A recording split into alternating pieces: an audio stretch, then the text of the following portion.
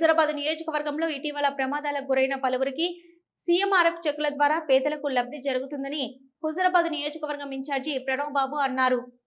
CMRF చెక్కుల ద్వారా ఆపదలో ఉన్న పేదలకు లబ్ధి చేకూరుతుందని హుజురాబాద్ కాంగ్రెస్ పార్టీ నియోజకవర్గ ఇన్ఛార్జి వడతల ప్రణవ్ అన్నారు.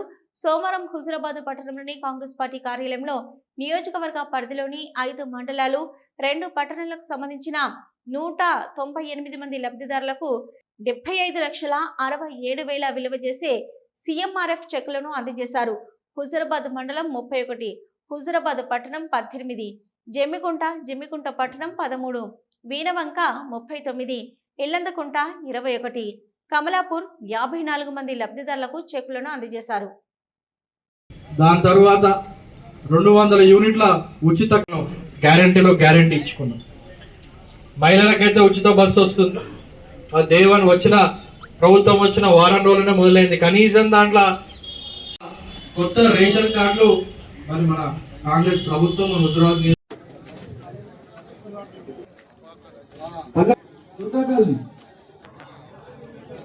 ఈ కార్యక్రమం దాదాపు 200 చెక్కులంటే 76 లక్షలతో మరి మన ముఖ్యమంత్రి రేవంత్ రెడ్డి గారు హుజురాబాద్ నియోజకవర్గాన్ని పొన్నం ప్రభాకర్ గారి సహకారంతో, శ్రీధర్ బాబు గారి సహకారంతో, ఇక్కడ ఉన్న డిసిసి అధ్యక్షులు మానకొండ ఎమ్మెల్యే కవ్వంపల్లి సత్యనారాయణ గారి సహకారంతో మరి మనకి ఈ చెక్కులు అందించడం జరుగుతుంది.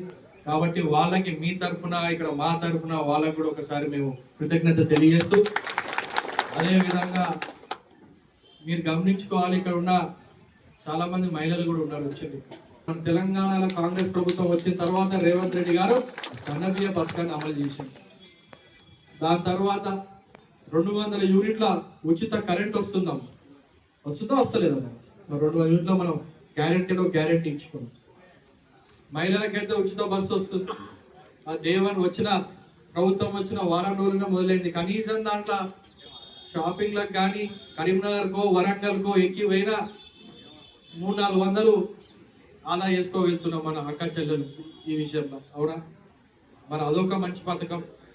ఇప్పుడు కొత్త రేషన్ కార్డు 10 ఏళ్లలో రాని రేషన్ కార్డులు మరి ఇప్పుడు దాదాపు నాకు తెలిసినంత వరకు 3,500 కొత్త రేషన్ కార్డులు మరి మన కాంగ్రెస్ ప్రభుత్వం మన హుజురాబాద్ నియోజకవర్గానికి ఇచ్చింది. అదో దాదాపు 80% ఇంకో 15% టెక్నికల్ ప్రాబ్లమ్స్ వల్ల ఇంకా సెంటర్లలో ఆగున్నాయి. అవి కూడా అతి త్వరలో క్లియర్ చేసి మళ్ళా ఇచ్చే కార్యక్రమం కూడా ఉంటుంది.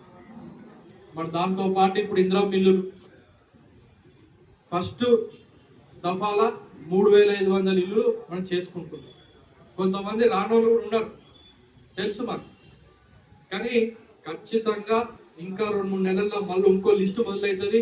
అర్హులున్న ప్రతి ఒక్కళ్ళకి ఇల్లు వచ్చేంత వరకు ఈ కార్యక్రమం కొనసాగుతుంది. ఇక్కడ మా కాంగ్రెస్ పార్టీ నాయకులు మీకు రావాలలా అర్హులు చేసుకుంటారు.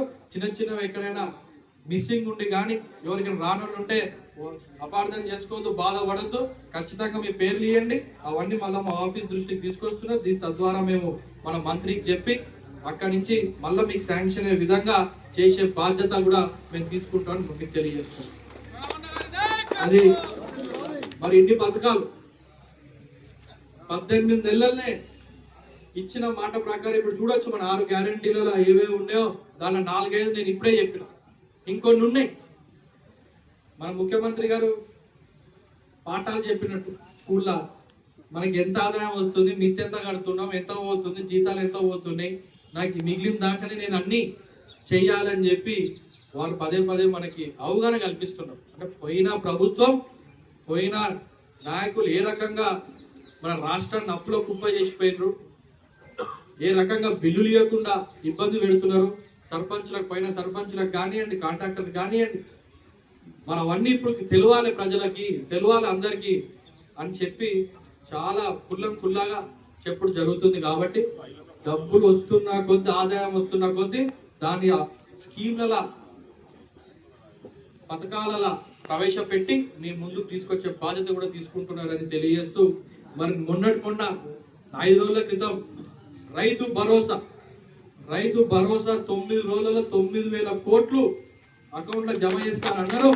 మరి నిన్నటి వరకు నిన్నటి వరకు దాదాపు 9 ఎకరాల వరకు ఉన్న వాళ్ళకి మన ఖాతాల డబ్బులు పడ్డట్టు సమాచారం వచ్చింది. ఇంకా ఈ ప్రక్రియ కొనసాగుతుంది. దాంట్లో ప్రతి ఒక్కరికి రైతు భరోసా పడేంత వరకు ఈ కార్యక్రమం ఒకటి ముందుకు పోతుందని చెప్పి మీకు తెలియజేస్తూ